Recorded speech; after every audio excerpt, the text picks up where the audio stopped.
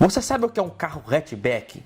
São carros como o Gol, o Onix, o HB20 e são muito populares no mercado e dominaram o mercado por muito tempo. Agora, com o advento aí dos SUVs, eles têm ficado um pouco de lado, mas ainda são muito fortes. Eles se popularizaram no mercado brasileiro nos anos 80. Que é justamente aquela época em que, no final da década e no começo dos anos 80, os carros começaram a ficar menores e mais compacto, propostas visando maior economia.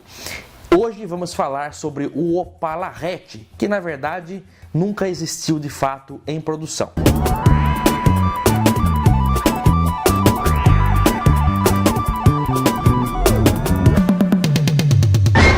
Olá amigos do canal PL, esse é o seu canal de literatura automotiva e nostalgia.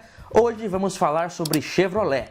Mais precisamente sobre o Chevrolet Opala, lançado em 1968 e que foi durante muitos anos a galinha dos ovos de ouro da Chevrolet aqui no Brasil. Foi o primeiro carro de passeio lançado pela marca por aqui, que até então só fabricava caminhonetes e carros mais pesados, veículos, mais pesados. O Opala ganhou a versão Station Wagon, conhecida como Caravan, em 1975 e era baseado no Opel Rekord alemão e trazia motores americanos. Era um carro de concepção, carroceria europeia e com motor com mecânica americana, no melhor estilo americano. O Opel Rekord por lá usava outros motores. No final dos anos 70, mais precisamente em 1978, uma matéria da revista Quatro Rodas dizia que o Opala de carroceria hatch estava para chegar no mercado. A matéria dizia que os novos carros seriam baseados nos modelos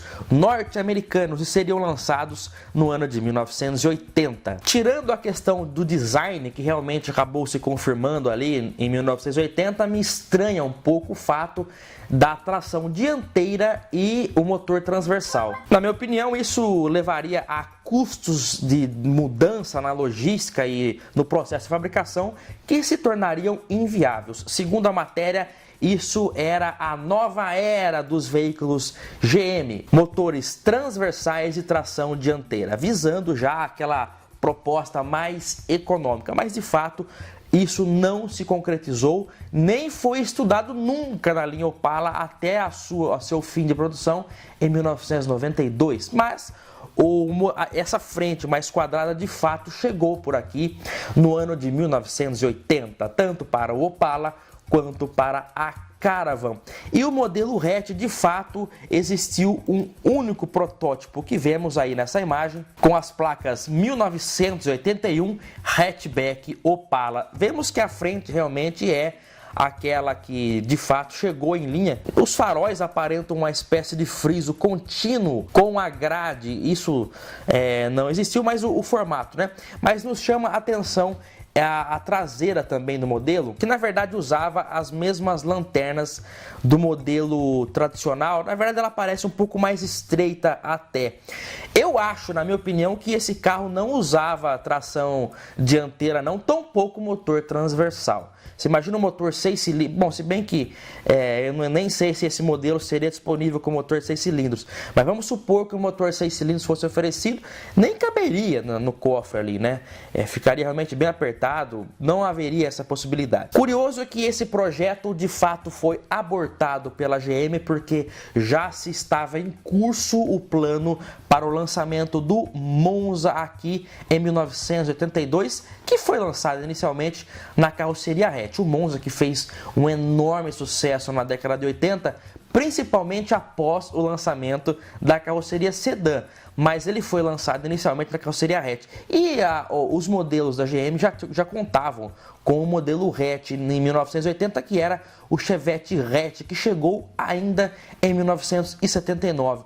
O Chevette foi lançado em 73 aqui no Brasil, 6 meses antes do lançamento lá na Europa, que lá tinha o nome de Opel Kadett C. O que eles não contavam é que a Volks correria e lançaria o Brasília um pouco antes, né? E a carroceria hatch da Brasília, com a terceira porta traseira, a enquadrava num segmento de caminhoneta que dava um IPI mais camarada. A Chevrolet teve dor de cabeça com isso porque o Chevette era um sedanzinho e eles correram para lançar o hatch.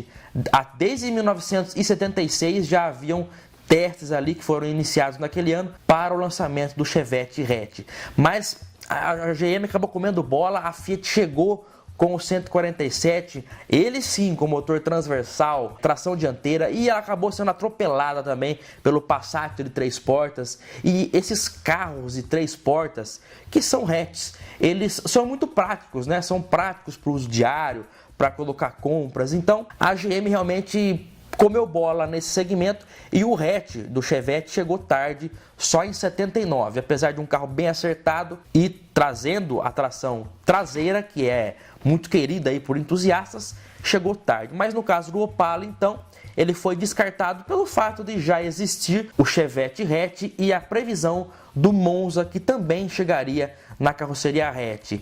Mas foi feito essa unidade do Opala na carroceria hatch, mas eu acho que apesar da carroceria ser a do modelo hatch, não era feita com tração dianteira e nem motor transversal. Modelos secretos do Opala, assim como outros carros, também tem modelos que são estudados, estudos de mercado. Um outro segmento que a Chevrolet perdeu a oportunidade de entrar com o pé na porta, sendo a pioneira por aqui, foi o de picapes derivadas de carros de passeio. Um segmento que se popularizou nos anos 80 com o Fiat City, Saveiro, Pampa, a própria Chevy 500. A Chevrolet, no ano de 1974, realizou um estudo também e chegou a construir um protótipo de uma Opala picape, né? Era, na verdade, um Opala 4 portas cortado ali de modo que ficasse parecendo uma picape. Vemos uma lanterna traseira parecida com a da Chevrolet C10, porque em 74 não havia picapes derivadas de carros de passeio no Brasil. O que nós tínhamos como caminhonetes eram somente caminhonetes grandes, C10, F100, a própria Rural, a Dodge D100.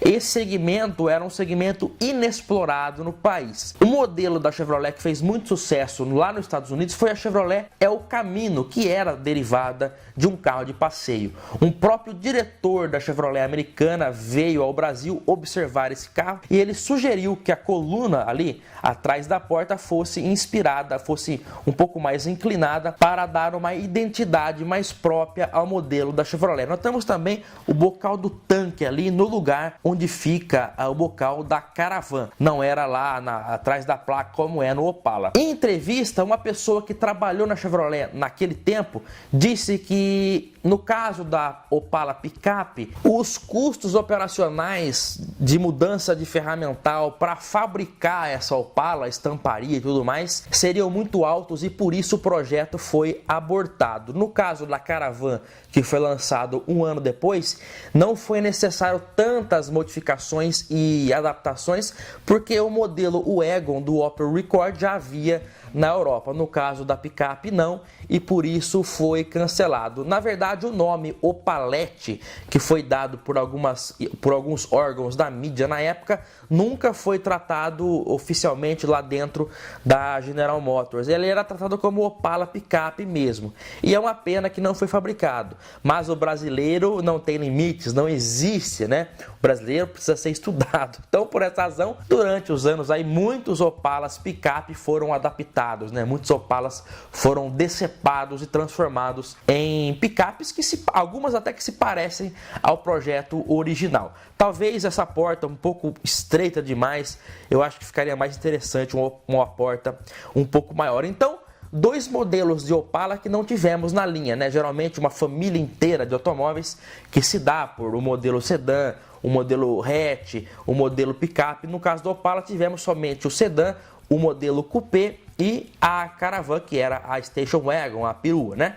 A versão picape e o hatchback não tivemos. No caso da picape, a GM, como eu disse, perdeu a oportunidade de ser a pioneira nesse segmento por aqui, que foi inaugurado pela Fiat 147 picape no ano de 1977, que era a famosa saboneteira. Então, dois modelos legais, a picape e o hatchback, que nós trazemos para você aqui o registro e um relato da história automotiva da General Motors no Brasil. Meus amigos, muito obrigado pela audiência, eu espero vocês nos próximos vídeos aqui na seção Nostalgia no canal PL. Um grande abraço e até o próximo. Tchau!